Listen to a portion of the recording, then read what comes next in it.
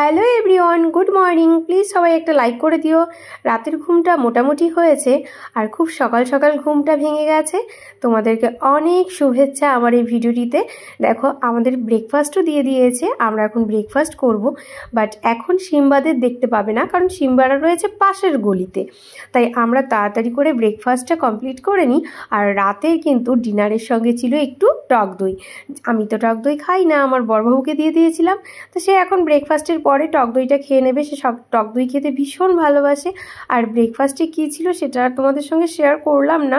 আমার ওই জুসটাই ভালো লেগেছে, আর কোনো কিছুই ভালো লাগেনি। চলো, এই রয়েছি আমি। আর খুব তাড়াতাড়ি আমরা নিউ দিল্লি স্টেশন পৌঁছে যাব। গিয়ে দেখা হচ্ছে। এই যে দেখো, এবার ভাবছো সিম্বারা কোথায়? এক্ষুনি দেখতে পাবে আমাদের সিম্বা বাবুকে।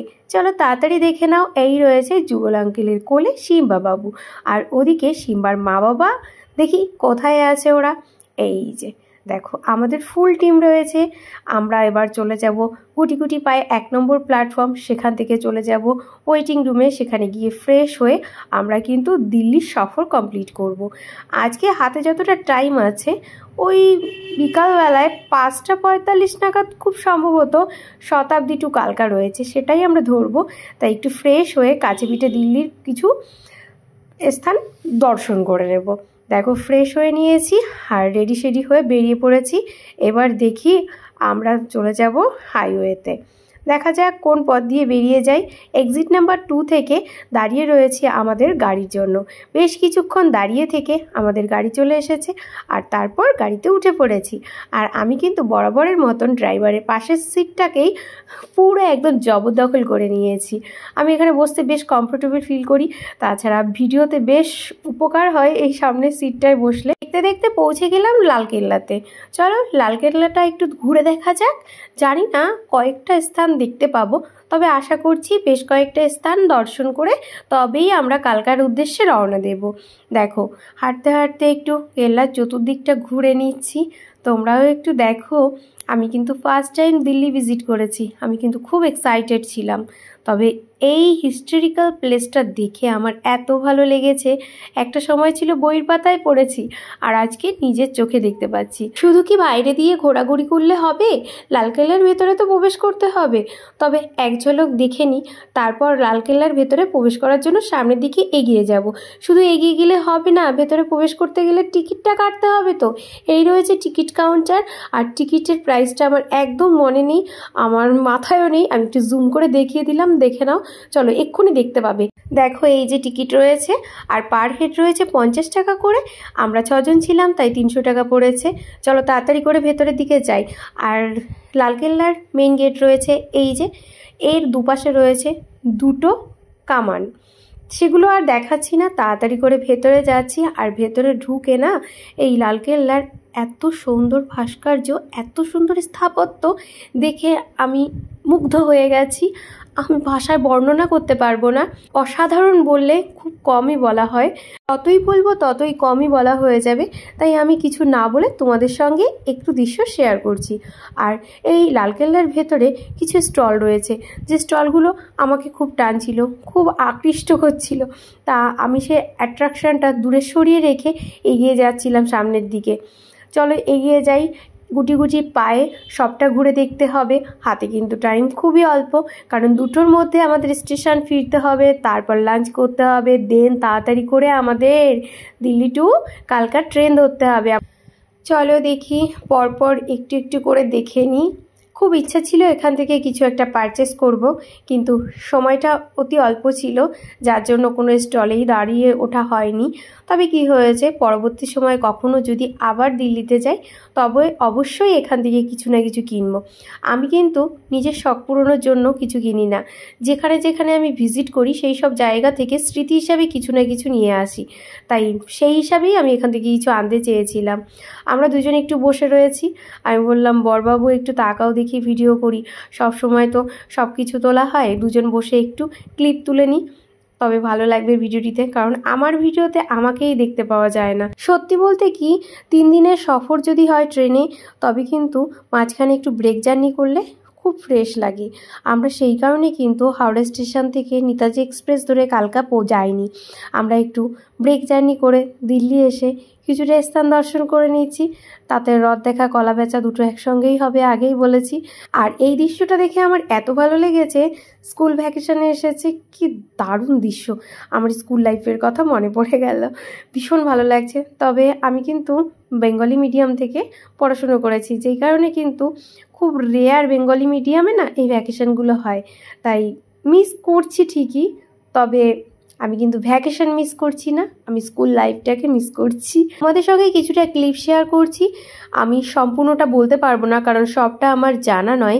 কিছুটা ক্লিপ শেয়ার করার পর এতটাই খিদে পেয়ে গিয়েছিল, তাই রেড ফোর্টের ভেতরে কিছু জায়গাগুলো আমি তুলতে পারিনি। দেখো রাস্তার পাশে একটা ধাবায় চলে এসেছি, আর সিম্বার জন্য এই যে ডাল ভাত নিয়ে নিয়েছিল ওর বাবা, ওদিকে সিম্বাবাবু কিন্তু একটু পাঁপড় খেতে ব্যস্ত রয়েছে, আর আমি কি খাবো করছিলাম, কিছুই বুঝে উঠতে পারছিলাম না খাবারের টেস্ট কেমন হবে। এটা ছিল বিউটির প্লেট, আর আমি সবশেষে ডিসাইড করেছি রাজমা আর চাল খাবো, তার সঙ্গে একটু পাঁপড়। এটা খেয়ে না আমি সারা জীবনের মতো রাজমা খাওয়া ভুলে গিয়েছি, সত্যি বললাম। চলো, তারপর হাঁটতে হাঁটতে আমরা চলে যাচ্ছি ইন্ডিয়া গেটের দিকে। যত তাড়াতাড়ি পা চালিয়ে হাঁটতে পারবো তত তাড়াতাড়ি ইন্ডিয়া গেটে পৌঁছে যাব, আর তত তাড়াতাড়ি ইন্ডিয়া গেট ঘুরে আমরা লোটাস টেম্পলের দিকে যাব। তবে জানি না লোটাস টেম্পলে যেতে পারবো কিনা, আমাদের হাঁটার গতি দেখে বুঝতে পারছো যে আমরা খুব ব্যস্ত রয়েছি, কারণ হাতে টাইম বেশি নেই। আমরা অনেকটা সময় স্পেন্ড করে ফেলেছিলাম রেড ফোর্টে, তাই জলদি জলদি চলে এসেছিলাম ইন্ডিয়া গেটের সামনে। আর আমরা কিন্তু খুবই ব্যস্ত ছিলাম ছবি তুলতে, তাড়াতাড়ি করে ছবি তুলে গাড়িতে উঠে পড়েছি, আর আমাদের গাড়ি এগিয়ে চলেছি কিন্তু রাষ্ট্রপতি ভবনের দিকে। ড্রাইভার দাদা আমাদের বলল এখানে নাকি থামতে দেবে না গাড়ি, তাই আমাদের অজ্ঞতা গাড়ির মধ্যে বসেই দেখতে হলো রাষ্ট্রপতি ভবনকে একদম দূর থেকে। তা আমি দেখবো তোমাদের সঙ্গে শেয়ার করবো না সেটা হতে পারে, আমি তাড়াতাড়ি করে কিন্তু ক্যামেরা খুলেই বসেছিলাম, তাই আমি গাড়ির মধ্যে থেকে একটু ক্লিপ তোমাদের সঙ্গে শেয়ার করে দিয়েছি। এই রয়েছে রাষ্ট্রপতি ভবন, একটু কাছ থেকে দেখতে পারলে আরও ভালো লাগতো। তবে আমার কিন্তু ওই ক্যামেরার চোখ দিয়েই দেখা হচ্ছে সব কিছু, ভিডিও করার দরুন কিন্তু নিজের চোখ দিয়ে খুব কমই দেখতে পেয়েছি সব কিছু, অনেক কিছু মিস করে যাই শুধু এই ভিডিও করতে গিয়ে।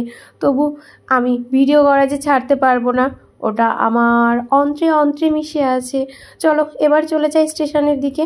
স্টেশনে কিন্তু আমাদের ট্রেন দিয়ে দিয়েছে, এটা রয়েছে শতাব্দী চেয়ার কার।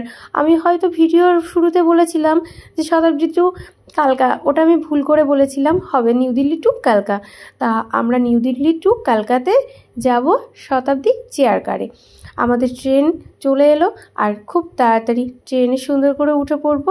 এবারও সেম হয়েছে, সিম্বাদের সিটটা একটু দূরেই পড়েছে, তাতে সমস্যার কিছু নেই, কারণ একই কোচে রয়েছি আমরা, জাস্ট 2-3টে সিট পরেই সিম্বারা রয়েছে।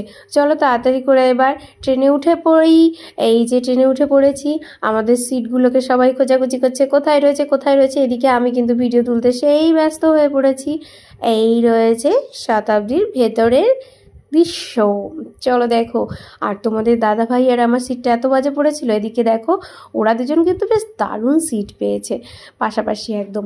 আর এই যে রয়েছে তোমাদের দাদা ভাই, আর আমি তার পাশেই থাকবো, কিন্তু আমাদের 3 সিটারের কাছে রয়েছে, আমাদের দুজনের পাশে পড়েছে একটা দাদা ভাই হবে এরকম একটা লোক। তা আমি ভেবেছিলাম কেনাকে, কিন্তু তিনি এসে না যেই দেখলো যে আমরা দুজন আলাদা হয়ে গেছি, অমনি কিন্তু আমাকে কিন্তু জানলার পাশের সিটটা দিয়ে দিয়েছিল, আমি খুব খুশি হয়েছিলাম। তা উঠেই দেখো সন্ধ্যার টিফিন দিয়ে দিয়েছে, পেটে তো খিদে নেই। আর বলো তো কি, ওই যে রাজমা চালটা খেয়েছিলাম সেটা খাওয়ার পর থেকে আমার আর কিছুই খেতে ইচ্ছে করছে না, কিছু করার নেই, আমাদের টিফিন তো ইনক্লুডেড ছিল, তাই টিফিনটা নিয়ে নিয়েছিলাম। আর টিফিন করার পর বন্ধুরা দেখো ডিনার চলে এসেছে। আমার ডিনারে এইটা বেশ ভালো লেগেছে, হালকা ফুলকা রুটি, তবে খেতে অতটা টেস্টি ছিল না, হয়তো জবের আটা দিয়ে এগুলো তৈরি করে, আমি এমনি রুটি খেতে পছন্দ করি না। আর সেই দই রয়েছে, আমি যেটা একদমই খাই না। আর সবশেষে ছিল মিষ্টি, এই দেখো। তারপর চলে এসেছিলাম কালকা স্টেশন। অনেকটা টাইম অতিক্রম করার পর কালকা স্টেশনে পৌঁছে গেছি, আর কালকা স্টেশনে নেমেই তোমাদের দাদাভাইকে বললাম যে আমাকে আগে একটা স্প্রাইট কিনে দাও, আমার শরীরের অবস্থা খুবই খারাপ, এই ট্রেনের খাবার খেয়ে খেয়ে না আমি অসুস্থ হয়ে পড়বো। তাড়াতাড়ি করে কিন্তু আমি স্প্রাইটটা নিয়ে নিয়েছি। আর কি ঠান্ডা, তোমাদের যে কি করে বোঝাবো, আমার মুখটা দেখে তোমরা বুঝতে পারছো কি না জানি না, তবে ভীষণ ঠান্ডা লাগছিল। তার মধ্যে স্প্রাইটটাও খেয়ে নিয়েছিলাম। এবার গুটি গুটি পায়ে কিন্তু আমরা চলে যাবো আমাদের হোটেলের দিকে, কারণ ভোর 5:45 রয়েছে কালকা টু সিমলার টয় ট্রেনের টাইম।